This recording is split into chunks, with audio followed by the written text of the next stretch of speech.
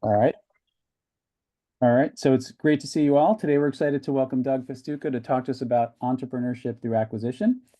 Um, if you love learning about innovation and entrepreneurial thinking and want to advance your career, you can learn more in our Innovation Management Entrepreneurship Master's degree, which is only 10 classes, or through the graduate certificate, which is only 3 classes. So I'm happy to talk to anyone who is interested. So you can just chat me your email or email me directly.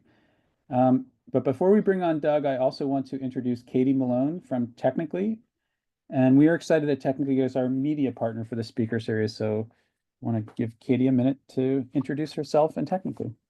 Hi, I'm Katie Malone. Thank you so much, Jeff, for the warm introduction. I'm here to talk about more ways to learn about innovation and entrepreneurship. If you're not familiar with Technically, we are a local innovation ecosystem news site. So we were founded in Philly 15 years ago, I think 16 now, as a part of the local grassroots innovation scene. But we've now expanded to other regions, Pittsburgh, Delaware, DC, Baltimore, bringing all of those ecosystem insights back to this community. So we cover all facets of entrepreneurship, including founder advice, economic impact, and the top companies to know. Most recently, for example, we released our 2025 Realist Startups, which highlights the top 10 promising early stage companies in Philadelphia and beyond, which I think will be especially relevant to you all after Doug's presentation here to see maybe some opportunities to put that entrepreneurship through acquisition into action. So we're a free publication, no paywall, and we can be in your inbox every week. When you sign up for our newsletter on our site, technical.ly/subscribe. So excited to be here. You'll hear from me more in a bit, asking some questions of Doug. But with that, can't wait to hear more from his presentation, and I'll let Jeff kick it off. Thank you, Katie.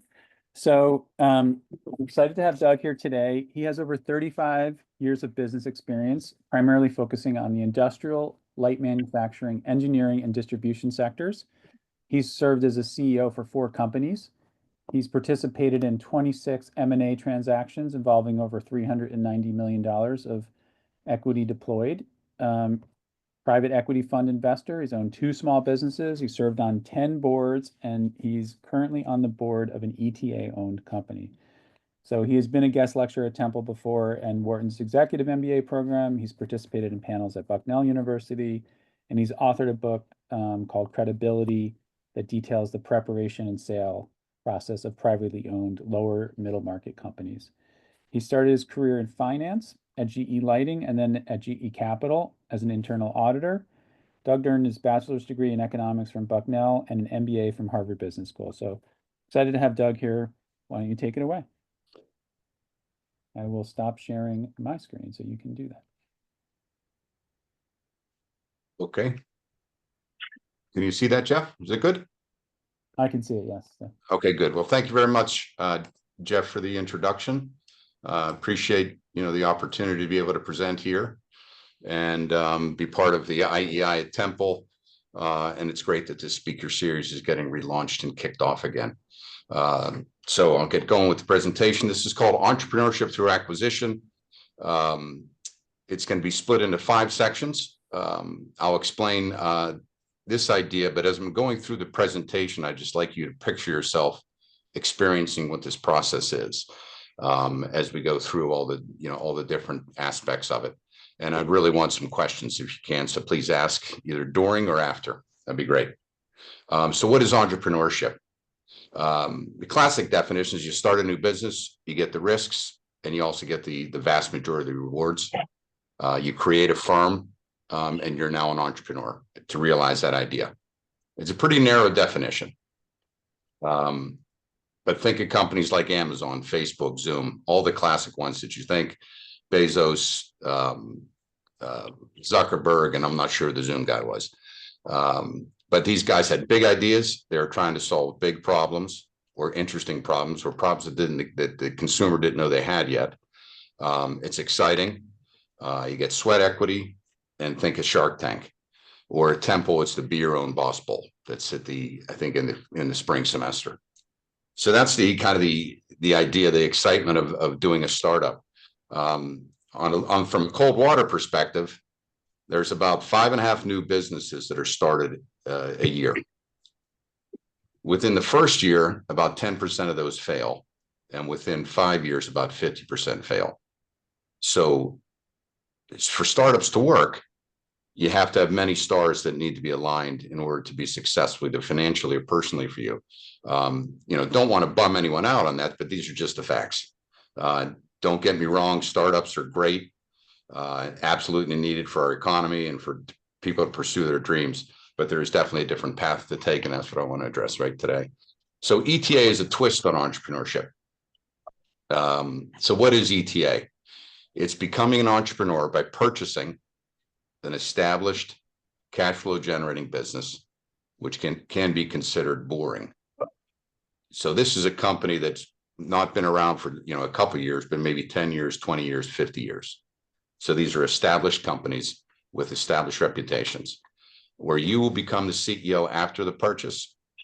You don't necessarily need expertise in that industry or that specific technology. The financing for the acquisition is much easier than you would think. And the mechanics of actually buying a company are doable. It's not some big swami, difficult to understand process. It just takes discipline if you have the right people helping you. So the trick is finding the right company and closing the right transaction for you financially, but also from a career. And after you close the deal, you're going to be running the company. And good companies and good deals will find capital. So the money's out there. So I wanted to describe just on a side-by-side basis between these two paths for entrepreneurship, between startups and ETA, and a couple different dimensions. So the growth potential for a startup, sky's the limit. Think you're going to be a unicorn. Managerial control, you're in control of the management team. You pick your own team. You're the guy running it. And the financial upside can be huge. For an ETA, the growth potential is probably going to be limited. The managerial control is still going to be the same because you're running the show. And the financial upside, it'll be good, but it's not going to be a unicorn. It's not going to be, shooting to the moon. That's not what you're really after. Execution risk. It's very high in a startup. You got to do everything yourself. You got to get QuickBooks. You got to get an insurance broker. You've got to turn on the lights. You got to pay the bills. You got to make sure the water's running in the building. Cash flow, it's unpredictable because you don't have any yet. The processes, from accounting to sales to marketing to everything is starting from scratch. Conversely, on an ETA side, the execution risk is, I call it lowish. It's nothing runs by itself, but because it's an established business, you have processes in place that you can rely on, assuming you buy the right company. Your cash flow, it should be predictable, or else you probably bought the wrong company. And the processes are well established. And one of the things on this is people may not think about this, but business licenses, whether it's if you need insurance or you need to operate in a certain township, all those things are in place. Everything's already done for you, and you're paying for that. Do you need a big idea with a startup? I would argue yes. If you don't have a big idea, you're going to be a me too in an industry. So you need a big idea. You definitely need serious leadership skills to be running a company in a startup. You need a lot of moxie to get stuff done. On an ETA, when you're buying an established company, you don't need a big idea. You're not trying to crack the code here. You're really just trying to make sure the business is stable, as if when you bought it, it's stable going forward. And you definitely need leadership anytime you're running a company. Customers is what I put a star beside, because customers is the only thing that you really have in business, in any business, no matter what it is. Most important aspect is customers. Startups, you have none. You just don't. That's the nature of a business. You're trying to convince people to buy your stuff where they otherwise have not. Whereas in an ETA, in an established business, you have those customers. And there's a tremendous value placed on the fact that you have established paying customers. So an overview of ETA. ETA, it's a fancy term, right? I mean, people have been buying companies for hundreds of years.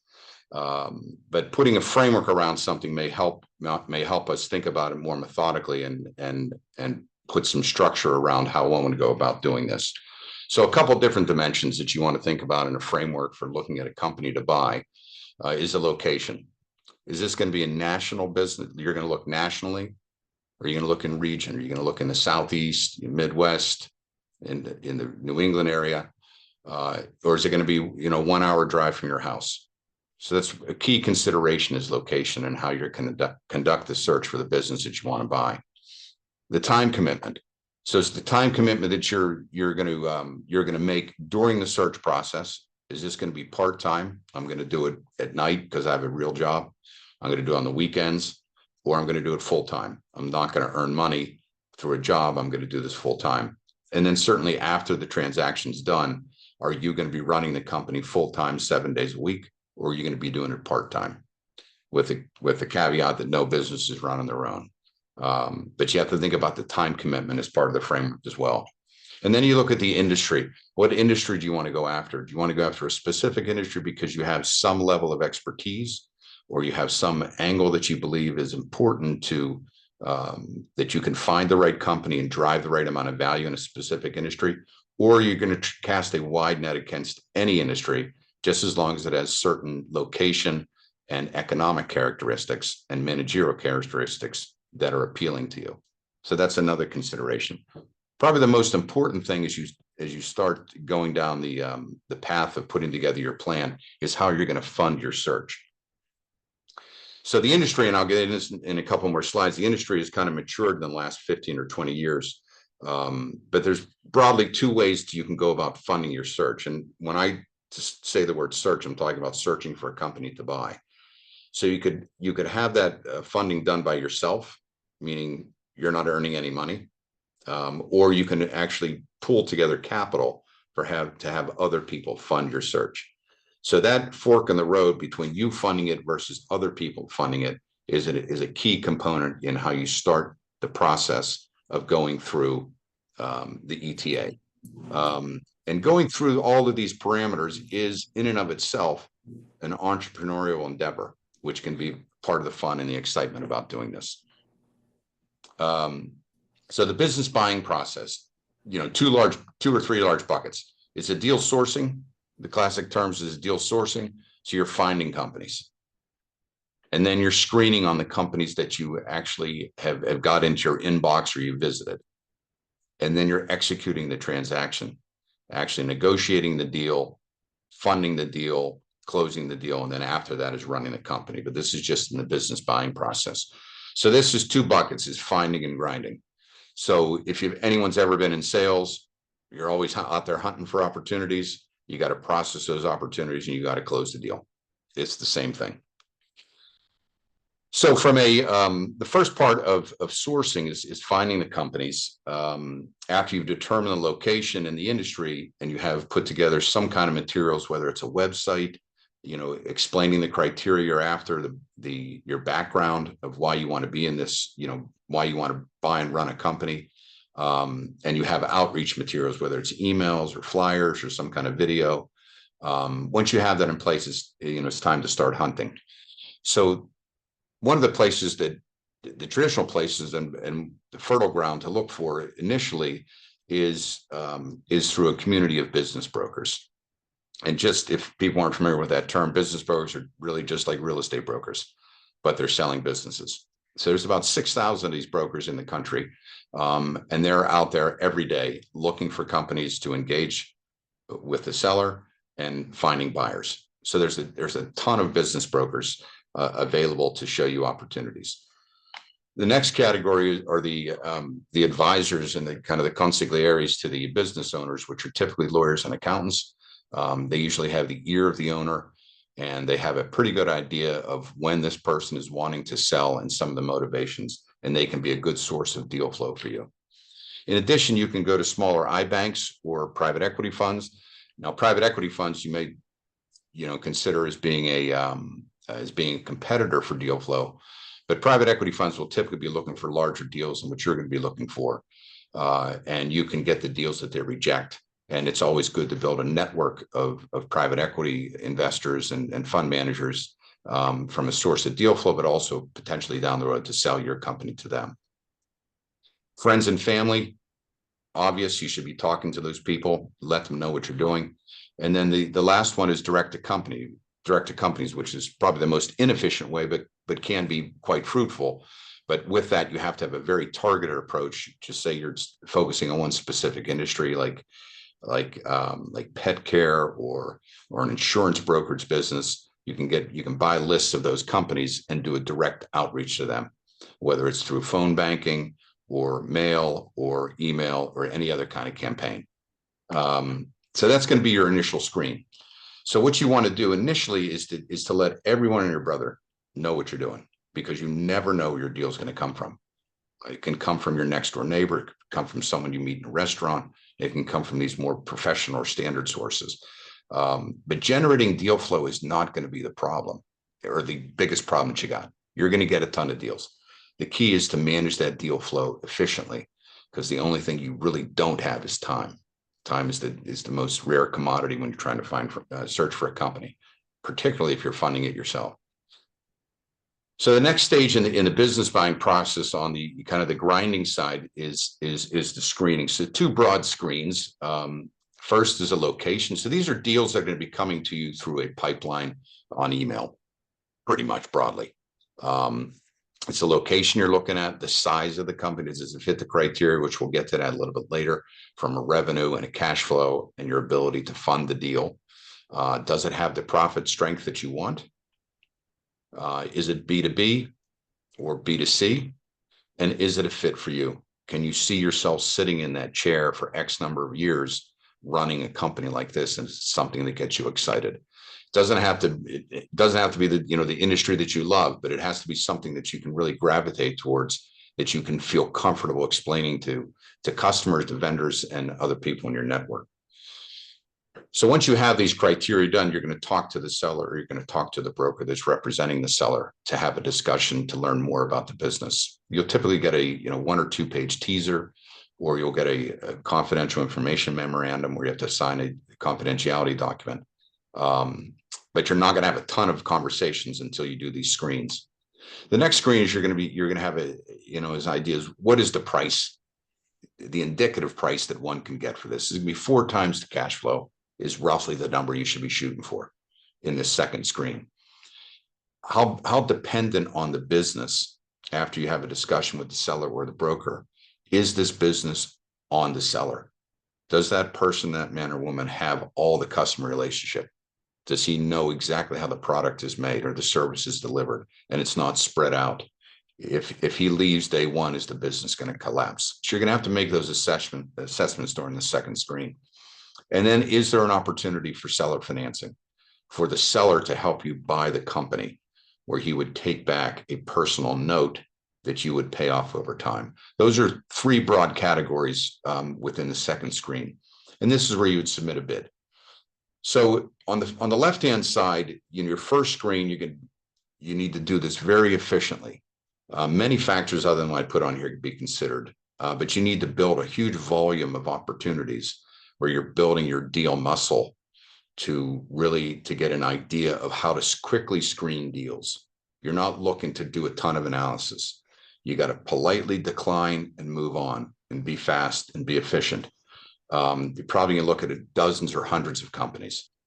When you submit the bid, this has to be done much more thoughtfully, because when you submit a bid, you're getting serious, and this might be the company you want to own, and you don't want to submit a bid willy-nilly without a lot of forethought.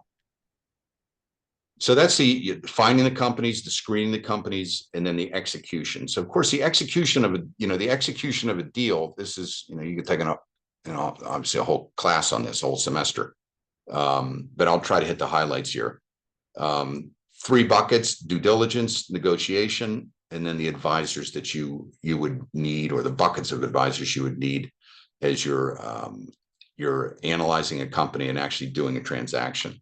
So in due diligence, roughly 6 buckets: financial due diligence, legal due diligence, systems, markets, people, and the seller, with the seller being a key component of your due diligence. Is why is this person selling the company? You have to have a really good understanding of that as you have phone calls, emails, and meetings with this person. Is it because he's retiring, the business is ailing, or there's something else going on. You really have to assess what's going on with that.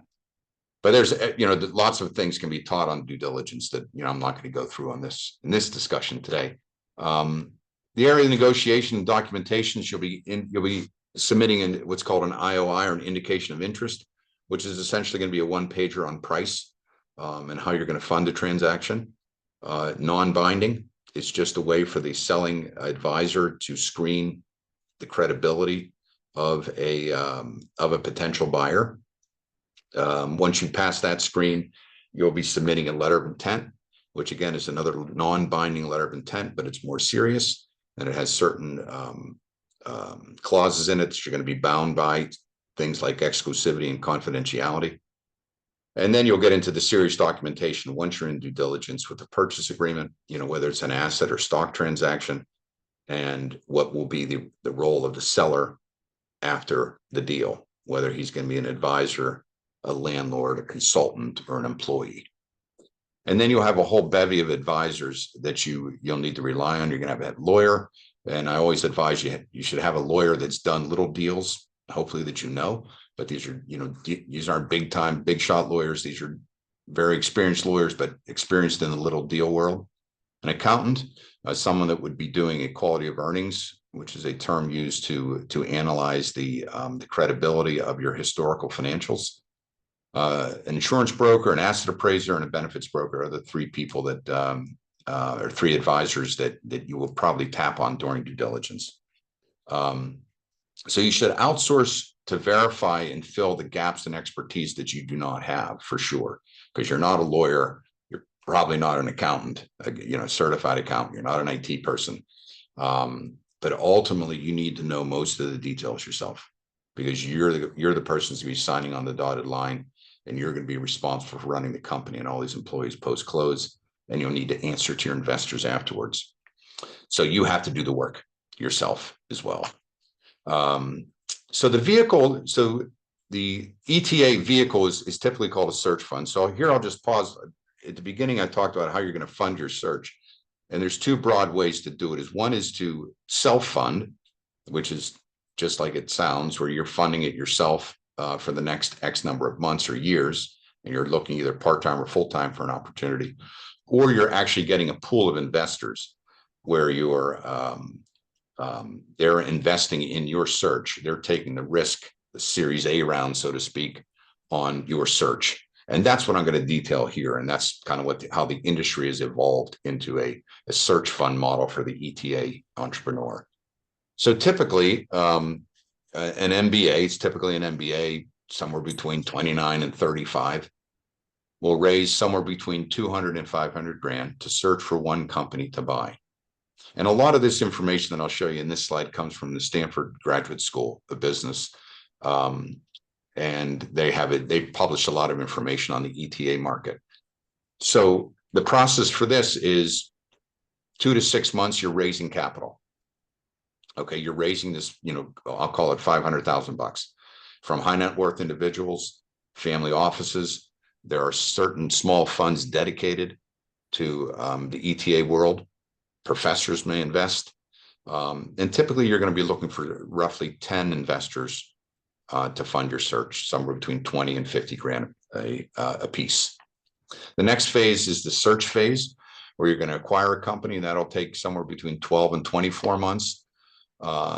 The operating and value creation stage takes somewhere between probably 3 and 5 years. This is 4 to 7, but probably 3 to 5 years. And then you're going to be exiting the business. So the basic economics that I'll describe here, and every deal is different. That's why the deal world's so fascinating. It's always up. It's kind of an art, and but I'll describe the economics with what I've written down here. A company with cash flow, or EBITDA, which is a proxy for cash flow of a company, somewhere between $1 and $3 million. The investors in this fund, that remember they put in $20,000 to $50,000.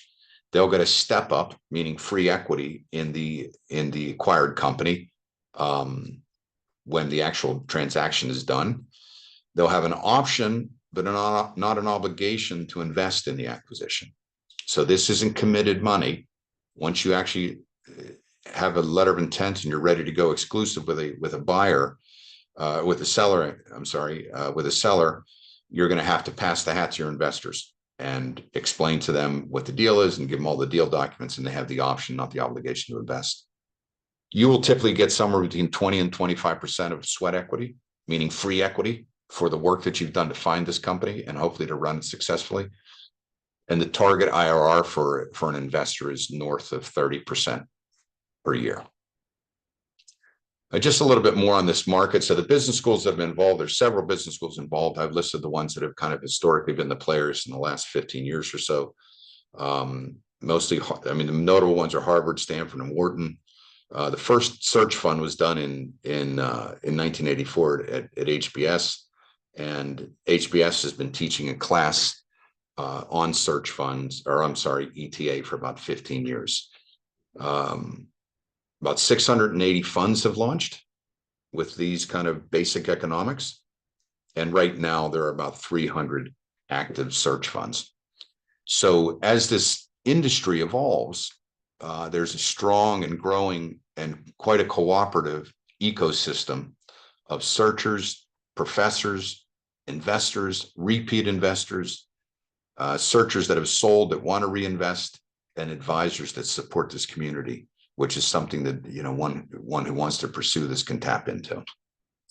So that's a little bit about the acquisition process, the market for ETA and the framework. And now I just want to talk a little bit about what makes a good business, which is always in the eye of the beholder. But the basic characteristics I like to go through with you. So the goal of any company, I believe in this world, is to buy what's enduringly profitable. How can I make sure what the success that my predecessor, the prior owner, had can endure at a minimum during my investment horizon, and hopefully beyond that? 3 buckets. Is the revenue? Is it steady? Not necessarily fast growing. We're not looking for a home run here. We're not trying to split the atom. We're not trying to do a Waymo or a driverless car. We're trying to keep it steady, Eddie, and grow nice and steady and slowly. Does it have consistent gross margins, and other margins fat? You know, you can quickly screen on your initial screen, you can quickly screen deals based off a gross margin, perhaps. If you're after a fat gross margin business, it's an indication that there's a moat, there's some kind of protection where the business has pricing power. It's someone like Apple has a 50% GM gross margin, and Ford would have like a 10% GM. Very different. And as you screen for deals, you'll be creating a database of these gross margins to see the business that you find attractive, that can be repeatedly profitable and can be funded. The reputation is evidenced by the number of years in the industry, I think.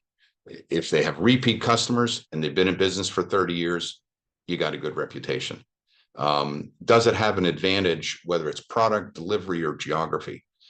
You can buy, a non-sexy business in a geographic footprint that no one's probably ever going to enter into that business. And he's got a little monopoly within a certain township, within a county.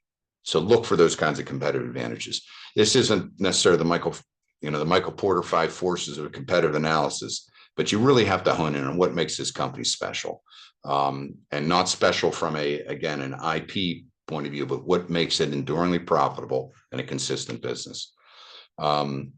And then the customers, are they repeat? They have a lot of them.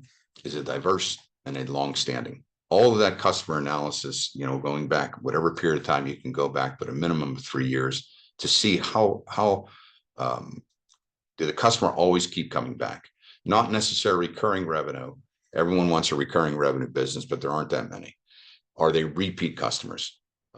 Is there a customer concentration you've got to avoid? Are they diverse, spread across different product lines or different geographic locations? And have they been there for a while? And is it difficult for them to switch? One of the things that I lifted from this book called Buying a Small Business, Think Big and Buy Small, is the concept of being unimportant. Is your product unimportant to a customer? Meaning, does it fly under the radar? So it's a must-have product, but it's a low part of its cost of goods sold. So looking for those kinds of unique products, they're not always there, but if you can find that, it's something really to pay strong attention to. So it's unlikely you're going to find all these characteristics in, one little company, but you got to have a matrix where you got to check the box on some of these things to buy a good company.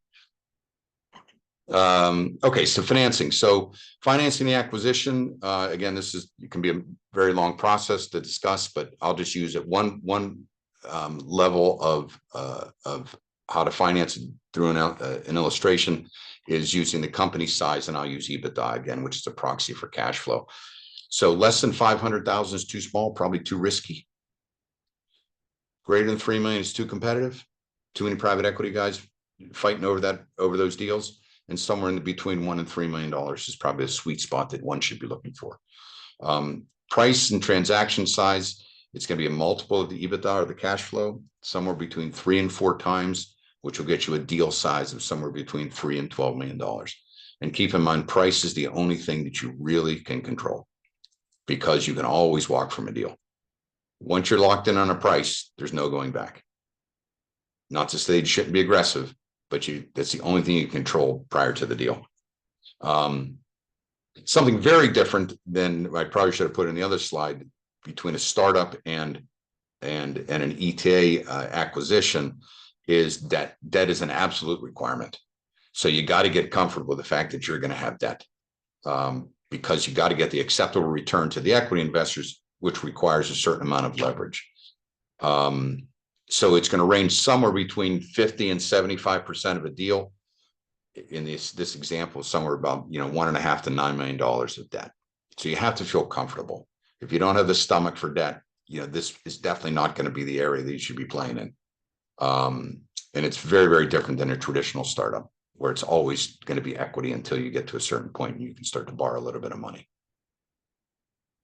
So the funding components for debt or for a deal, basic buckets are debt and equity. And just one takeaway on this slide is debt wants 1 times their money and an equity wants 3 times their money, loosely speaking. So a lender wants to get his money back. He cares about growth, but he doesn't really care about growth. He's looking in the rearview mirror. The equity guy's looking through the windshield. So he wants to get it. The lender wants to get his money back plus his interest. Everything else doesn't matter. Whereas the equity investor is looking for a totally different dynamics. So they'll be doing very different analysis on your company when you're asking for money. So senior debt can come from banks, from small private credit funds, SBA, which I'll explain on the next slide, and subordinated debt then also come in the form of a seller note, whereas the lender or the seller will actually be providing some of the financing paid out over time. So the underwriting of a lender, any lender, is going to be the cash flows, the historical and the projected, the asset value of the business. That's his underwriting, but he's also going to be seriously underwriting you. And do you have skin in the game? And what are your capabilities to actually, as a new CEO, is probably someone who's never run a company before, what are your capabilities? So they'll be spending a lot of time analyzing how good you are. On the equity side, it comes from your savings, friends and family. It can come from the original search investors that put in 20 to 50 grand in your original search process. There's also a dedicated private equity fund or dedicated search funds that just invest in search investors. And also on an occasion, you can find a small private equity fund that would be willing to take a good chunk of your equity. There is plenty of capital available to fund these acquisitions for the right deal. And as you're looking for investors, equity investors in particular, not all of them are the same. And you want to probably have a mix of a couple of these types of investors, some that are just money and some that are intelligent and smart investors that can really deliver value. But these relationships with equity investors, potential investors, and potential lenders, those should be cultivated way before your search process even begins. So they know who you are. So you're not calling them cold when you have a deal under contract. The SBA is a great source of funding. SBA is Small Business Administration, federal government agency, started in the 1950s, and it's encouraged to lend to small companies. What people may not know is the SBA guarantees 75% of a loan, and the bank whether it's PNC or it's Fulton Bank or TD Bank, they're only taking 25% of the risk of the loan. So there's a major incentive for the local lender to actually participate in SBA loan. Loan characteristics, there's no minimum amount, but the maximum is $5 million, typically 10 years. And the amortization is just like a typical home mortgage. And the rate is roughly 10%. It is more attractive on one dimension than conventional loans. It's a longer amortization. A conventional loan was somewhere between 3 and 5 years. This is 10. One of the big things that has no covenants. Okay. And a covenant is, do you have to maintain certain levels of profitability or certain level of profitability in relationship to your equity or a relationship to your debt? In an SBA loan, there are no covenants. Just run your business. You don't have any financial reporting other than, once a quarter, but you're not getting hammered by the lender, just as long as you're making your interest payment, your mortgage payment. And you can prepay with no penalties. And you can finance a tremendous amount through the SBA program. You can finance up to 95% of a deal. So that's a big number. So it's $1 million deal. You can be financing, $950,000, at an extreme example. Just a quick example here. So $1 million of EBITDA, purchase price of $4 million or 4 times. Say you finance it with 95% of an SBA loan, seller notes 100, you're putting in a cash equity of 100. This is an extreme example, but this has been done before. Your monthly payment or annual payment is like $600,000, and then your cash flow is roughly 400 after you make your debt payments. So the biggest negative of an SBA loan, why doesn't everyone want to do that? Why doesn't everyone do this? Well, the biggest negative is you have to have a personal guarantee. And a personal guarantee is exactly what it sounds like. I'm personally guaranteeing this loan, independent of what happens to this company. If the company goes bust, they have a claim on your assets as an individual. So you have to get very comfortable with the fact that you're going to be putting a PG on this loan of in this example of $3.8 million. And it's an unlimited guarantee. However, it sounds scary, but the bank will likely negotiate with you at the end of default, because the last thing they want to do, the federal government is certainly not now. It's definitely not in the business of running these little companies. I can tell you that. So they'll work with you to negotiate, a payment plan or somehow to cut this loan. And also many conventional loans will also require a PG. But an SBA loan program is something that really should be tapped and should be, forefront of your mind as you're looking to complete an acquisition using the ATA process. Big opportunity. So talked about those things. Now let me talk a little bit about the personal side, which is, a driver for everyone. So when I look at any deal, but it's particularly when you're starting out as an entrepreneur trying to buy a company, I look at it in kind of 2 dimensions, on the left brain and the right brain. So the left brain is the analytical side, the logical, spreadsheet, objective, very organized. You're doing lots of modeling, lots of market analysis and documentation where everything has to be just so. Most of that can be hired or learned by the average person, in my mind. But the trick is the right brain, which is the creative side, as you go through any kind of a deal, from putting your one-page website together to how you're actually interacting with a seller. Because even though you're buying a company, you're always selling. You're constantly selling. You're selling your capabilities and your credibility. And not everyone can do this. Not everyone can do this well, but it takes a certain kind of person to pull off a deal like this. And you have to be persistent. You can call that a left brain, but I think that's a right brain. You got to be persistent. And some of the aspects that that you should look for, on the right brain side is why is this really for sale? Always be courteous, building the relationships, and picture yourself sitting in that little company 6 months from now. Can you really see yourself sitting there? Both sides are essential to run, have a successful deal.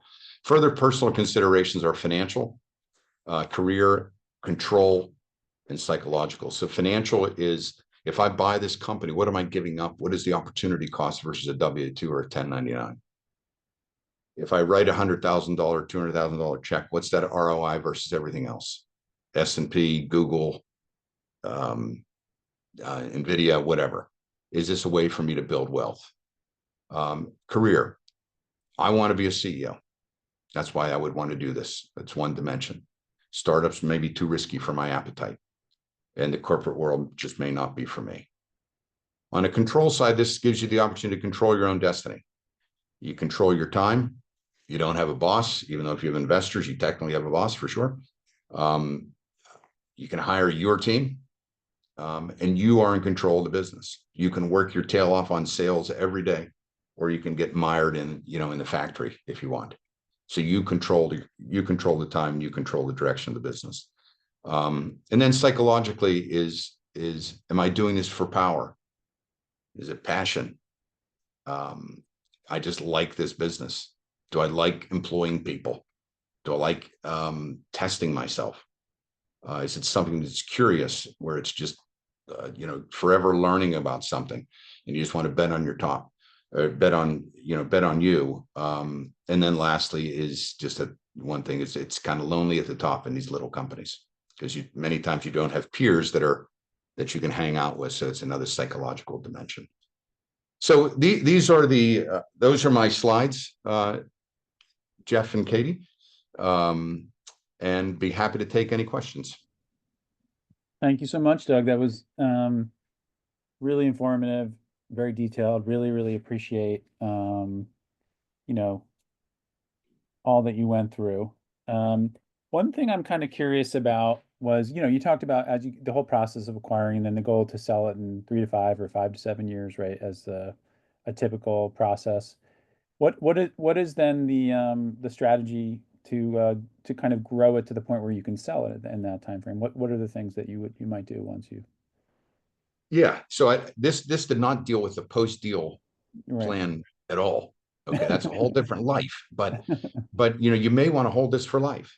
You don't know. You don't really know, or you may just want to do it for a couple of years and then sell it, or you may want to get additional financing and buy other companies to add on to it. But the key is making sure you don't mess up in the first 6 months. Make sure that you listen to the seller, and you just be like a sponge. But it will typically be an investor is going to want to get out. So if you have investors, they're going to want to get out in a 3 to 5 year time frame. Mm-hmm. And they can get out in a number of ways. They can get out by you buying them out with other investors.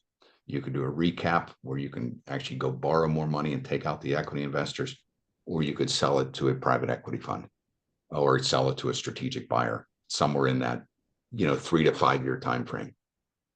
Right. And are you, because you talked about sort of a slow growth kind of scenario, you're not necessarily accelerating the growth. You're maintaining.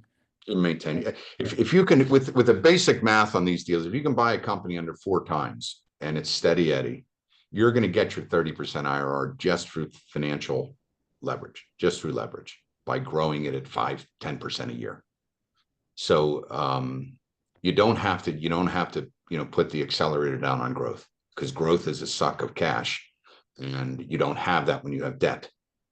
So the whole story is not necessarily to have a high growing company. If you do, and you can do that with limited capex or limited investment, your SG&A or R&D, that's great. But typically it's going to be a slow growth process. Slow and steady, hopefully. Thank you. Yeah. And then I have a question that kind of goes back to how to get started.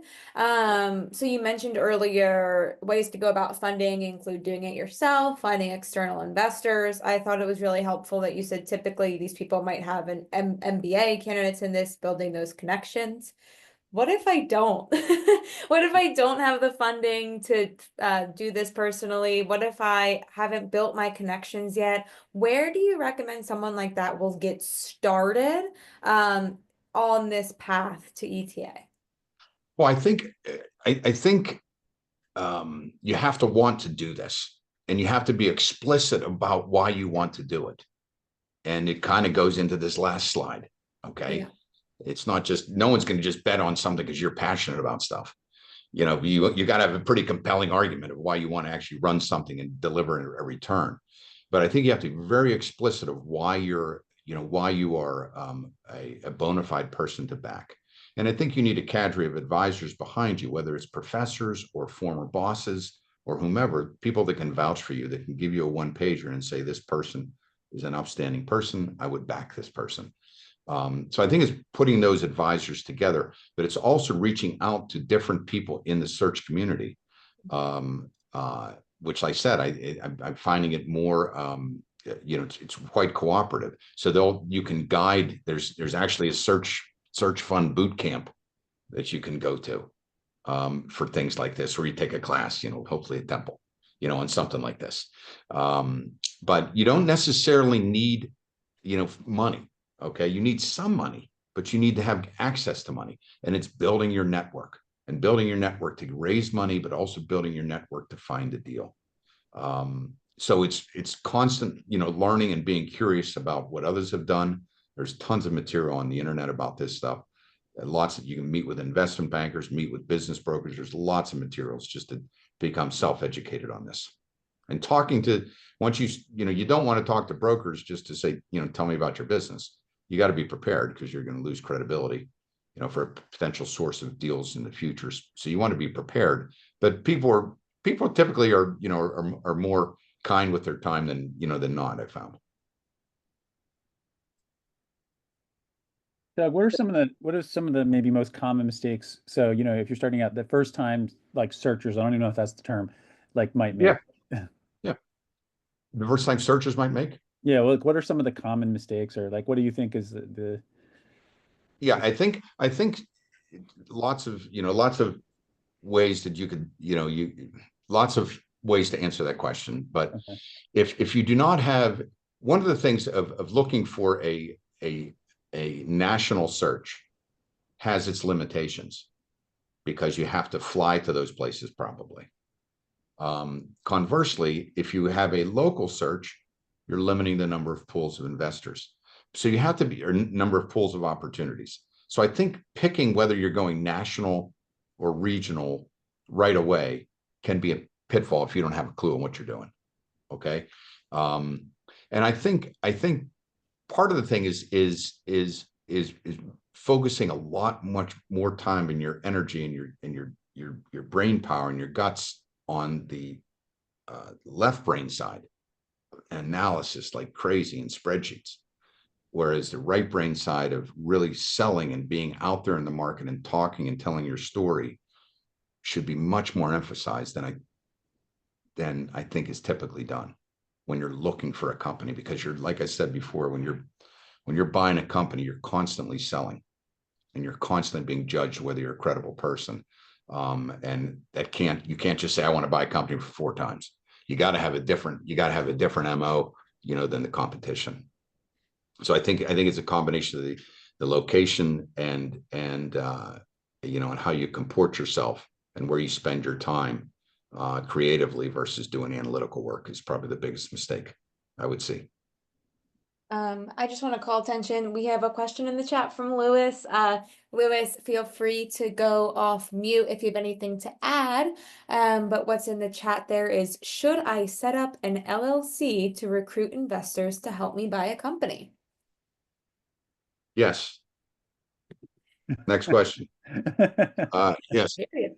Definitely. You should definitely, I don't mean to be a jerk, but yes, you should definitely set up a company. You should have a company, because once you start getting into the business, if you're going to be signing any kind of NDAs or any kind of legal documents, you're just putting yourself at risk.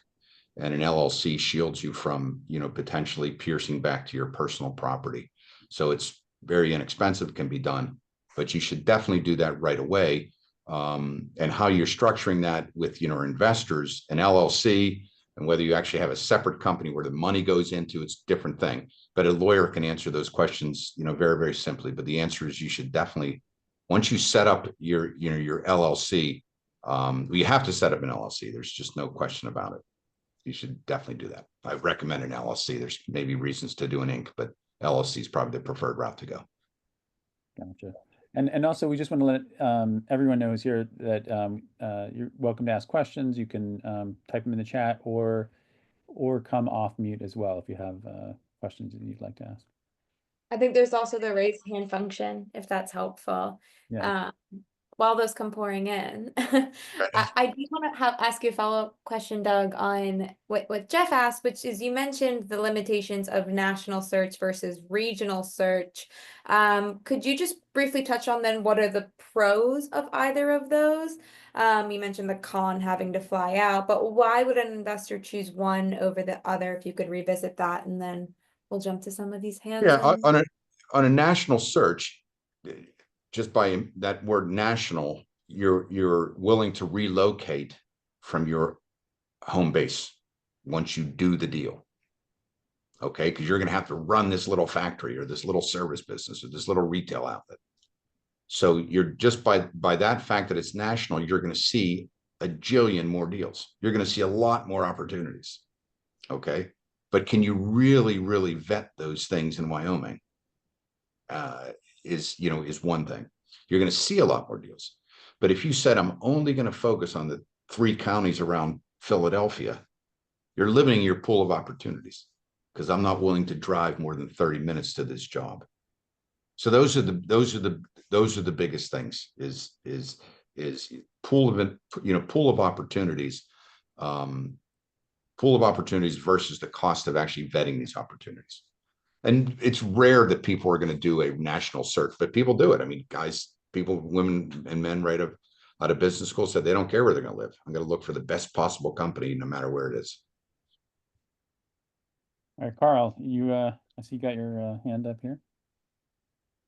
Sure. I wanted to go back to Katie's question, where she was asking about what if you aren't coming out of one of these large, famous business schools with an MBA and all the connections that you get by going to these schools and that kind of thing, but are searching for funders. Are there groups within, for instance, the Philadelphia area that focus on this, that are open to just talking to anybody that's got qualifications, but not necessarily the connections yet?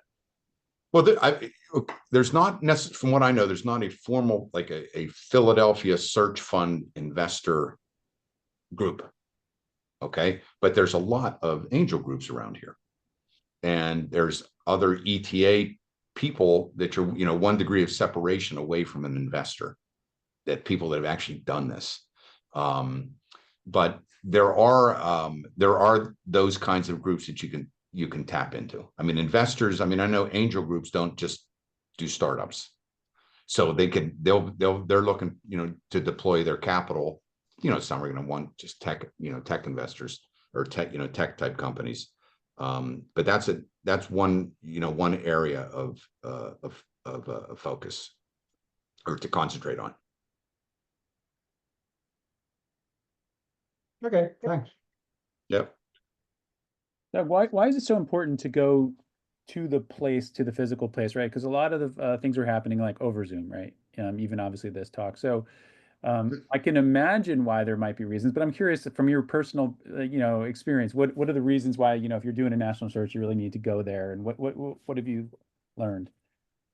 Well, I'd prefer to do this in person, Jeff. Actually, this call, as I've said before, but I know, but I'm more of a Luddite when it comes to tech. But I mean, I think when you're buying a company, and you're going to run that company, you've got to have dinner, breakfast, or lunch with that seller a lot.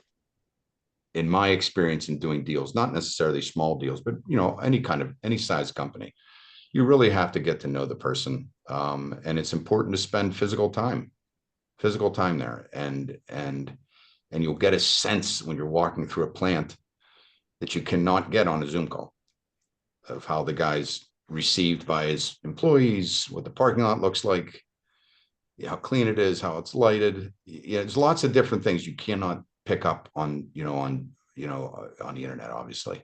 Mm-hmm. So that's one of the things that it's obviously a major limitation, because you don't have all the money in the world to go flying around all these weird places. But so you got to pick your spots. And that's why, in the first screen where you had, see hundreds of deals, you got to screen them efficiently and say, okay, I'm going to make 5 flights this quarter and spend $5,000 flying around the country, to make sure that I can see this company.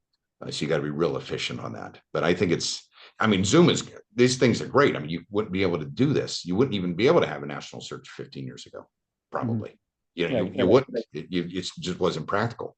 So you can have a much broader reach on this, but ultimately you got to physically go. Right. And you're saying like once you filtered it down to a smaller number of viable, not the individual, yeah, right. Yeah, and then you have this is how much money I'm going to spend on travel this quarter, visiting these companies in far off lands, you know, in Ohio or wherever. Right. Right. And then we have another question in the chat. Sai say, I'm so sorry if I mispronounced your name. Does having more real world experience help with the acquisition and running firms? How successful did MPA recent grads getting into entrepreneurship also make it? And again, feel free to come off mute if you want to add context or have any follow-ups. I'll answer if he's not going to chime in. Okay.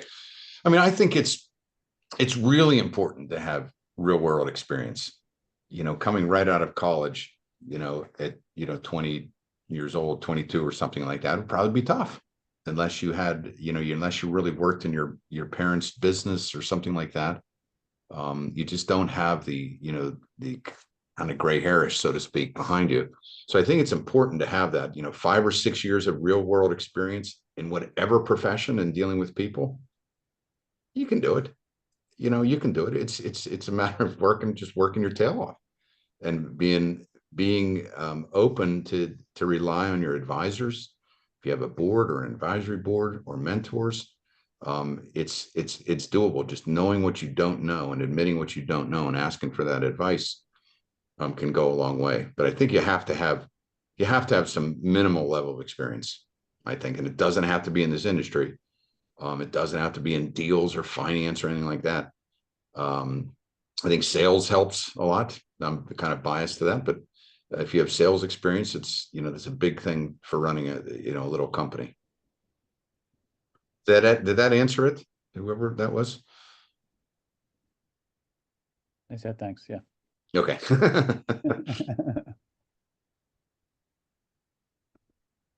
Any other questions?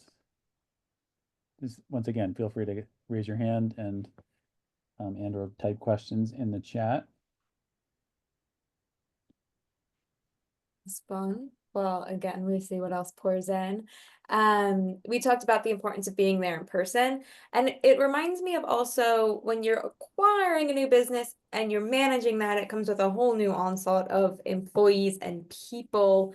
What's the messaging there? Do you have any strategies from the management perspective on how to approach that as a new owner of the business?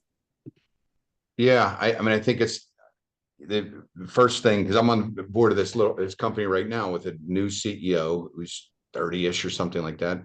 And the message to him, and he knows it, is do no harm. Okay, you're a smart guy, but do no harm. These people have been running the business very well for a long time. Don't criticize the owners. Don't make drastic changes. Make incremental changes, but be ready to make drastic changes if things hit the fan. But make sure that you do no harm. Also, you should make sure that you are in charge. You don't want to hide in your office. You've got to make sure that you're public and you're out there walking around and understanding what's going on in the company, because it is your company now. You've got to answer to all these questions, all these issues that are going on that a guy who's been running for 30 years knows in his sleep, and you don't really have a clue. So you've got to really become a quick study in the first 6 months or so. But ideally make no personnel changes, within the first 6 months, and make sure everyone's paid. Don't mess around with their benefits ever, but certainly in the first 6 months, overpay people if you can to make sure they don't leave. And make sure you set up the right incentive structures for people that, you want to grow the pie. That's one of the biggest levers that an entrepreneur who buys a little company like this that has is typically, and it's broad generalization, but typically the founder owners of these smaller companies are usually pretty cheap, and they don't usually they're not really generous with the pie. You have a new person coming in, you could change that dynamic, and it could be a breath of fresh air in many ways, to change the incentive structure for a company. But going hand in hand with that also comes accountability and, measurements for how one would run a company. But you can really impact the business a lot with you, kind of changing certain things at the right time. We do have another question in the chat here from Lewis. He said, you seem to emphasize little manufacturing businesses. Do you stay away from buying a restaurant or a bar or an apartment building? Well, the reason why I say little manufacturing, because that's kind of in my background. I'm sorry, it's my bias. And when I've done this pitch before, people have cautioned me not to say that, but sorry. Real estate is real estate. So that's a totally different animal. I would classify it as real estate. So I wouldn't call that an ETA. I would call that a real estate investment. But something like a restaurant, no, that would be absolutely perfect in this world. Okay. But when you look at my first slide, when you had the 50% failure in year 5, a lot of those companies are restaurants, but established restaurants might be good, but you've got to be, I think I've never only eaten in a restaurant, so never had anything to do with restaurants. But you've got to love the restaurant business. I think like you've got to be there 7 days a week. So you've got to really, but you can get, restaurants, when we talk about 4 times EBITDA, restaurants don't trade for 4 times EBITDA. And there's lots of restaurants for sale. But if you have a special angle or you have a special passion here for doing that, and that's what you want to spend your life doing, that's a perfect example. Perfect example. But you've got to know your stuff. I think restaurants is a very low margin business. You're not talking about an enduringly profitable business that deals with, trends and tastes and things like that. But I'm just biased. I'm sorry to say that, but I mean, it's something, if you know the restaurant industry, it's absolutely a good opportunity to pursue.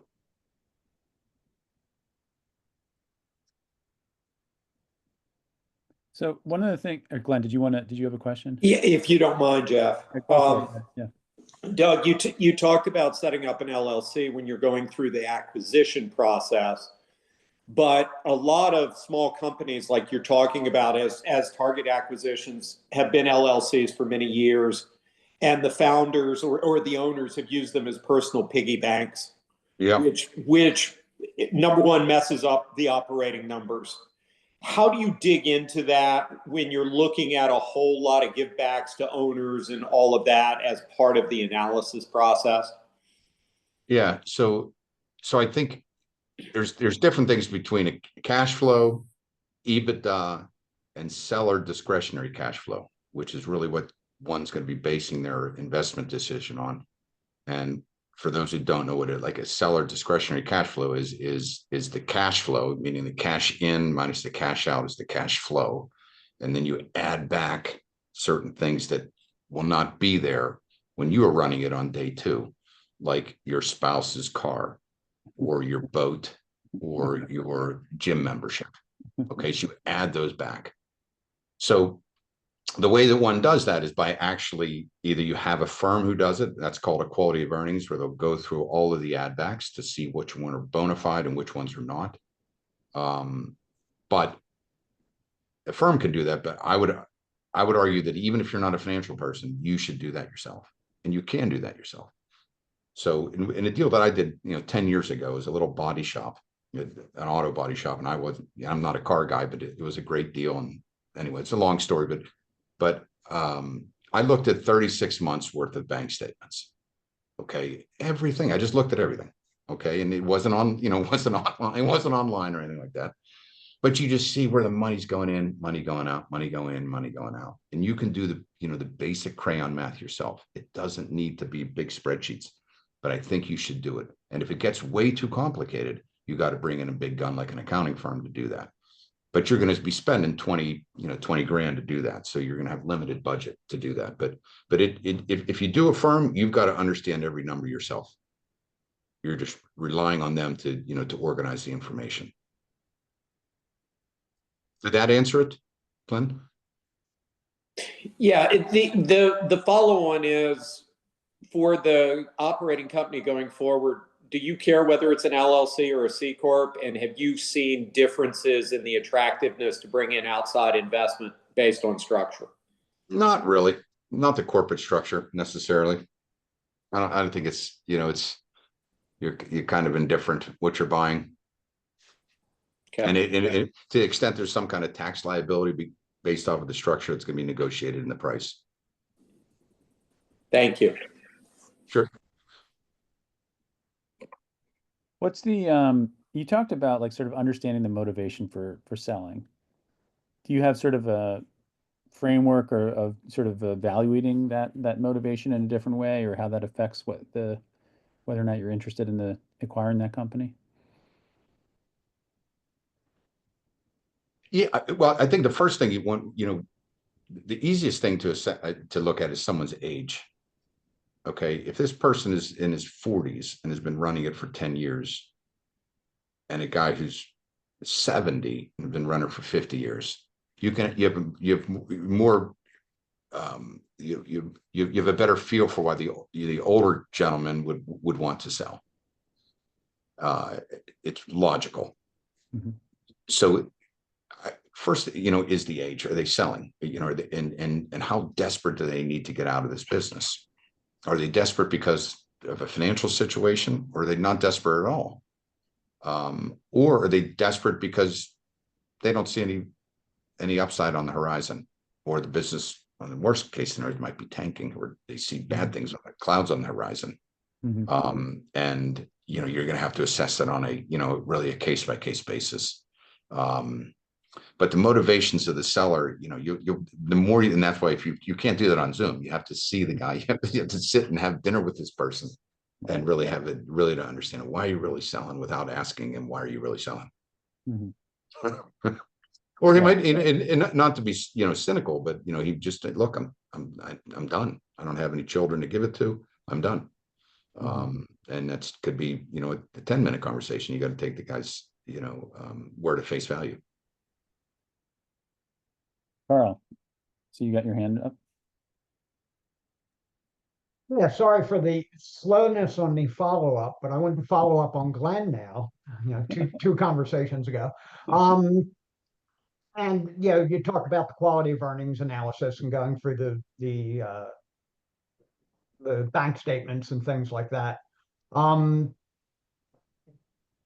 With restaurants, you mentioned restaurants, the question came up, where and businesses like that, where it's a heavy cash business and you may not see things flowing around. How do you qualify their earnings, their revenues, things like that? Or again, do you just have to take it at face value, what they tell you? Yeah, I didn't think of it that. I didn't think of that when a restaurant thing came up, but I did a deal. It was actually in Argentina once. It was cash related, and it wasn't a good situation when I saw a safe. So, but one way to look at things, I think, is one way to understand whether they're telling the truth is to look at their tax return versus their business numbers, and to make sure that definitely those two things tie. And when I was looking at that, this was a cash business in the auto service business. And he showed me, and he thought he was being nice to me. He said he had a different set of books, and he didn't really, what do you mean you have a different set of books? You have a different set of books, one for tax, one for not. And then obviously I ran. So it's hard. I think it's more and more, Carl, as time goes on, there's less and less cash in those kinds of retail businesses. But I wouldn't have any good way to do that other than to getting a feel for the volume of customers that come in. And you could backward into that from the, from your suppliers. Hopefully you're not paying them in cash, but if you're not paying them in cash and you see what your inventory is and you turn that into, things on your menu, somehow you've got to be able to triangulate to say this makes sense, or there's a ton of leakage here. But there's, if X percentage of your vendor payments and Y percentage of your revenue is coming from cash, I would say I would not be in that business. I'd be scared to death. Gotcha. But that's my bias against, that's my bias, but I would be very scared. And that's, that's one of the reasons why those kinds of businesses trade for low multiples too, because sometimes it's hard to trace that stuff. So we should sort of head into wrap up here. But one thing that Doug, you could share is, do you have any advice for someone who is considering ETA kind of as a career path, as sort of their next step, or maybe even in an ongoing way? Is there any kind of overall advice that you could share? Yeah, I mean, I think, one of the things that why this market is attractive to me is because I'm a generalist. I'm not an engineer. I never had real expertise in a specific industry or a specific educational discipline. So you don't have to be a specialist. But if you want to be an entrepreneur, there's a different way to doing it than coming up with an app or coming up with some kind of crazy clothing line. There's a different way to do it. If you want to get your juices, get your kicks out of all these other aspects of being an entrepreneur, this should be a path to consider as you're going down that road of how do I run my own show? And don't let the scariness of not having any money deter you from starting, because there's lots of people who don't have money that do this. Well, thank you. This was really informative. I'm assuming I know I got a lot from this, and I'm assuming everyone else who's been listening in did as well. I wanted to thank everyone for being here. We have another speaker coming up on April 8th. So that is Bai Singh, who is a product manager at the Amazon Alexa. So, and he's going to be talking about creating human-centric AI products, balancing technology with user needs. So hopefully everyone will be able to attend that. Please spread the word. I'm excited that we once again have gotten this speaker series going again, and I want to thank you, Doug, for your time today. It's really informative. You're welcome. Thank you very much, Jeff. I appreciate it. Thank you, Katie, and everyone else. Yeah, thanks everyone. Thanks. Thanks for joining. Yep. Thanks a lot. Goodbye.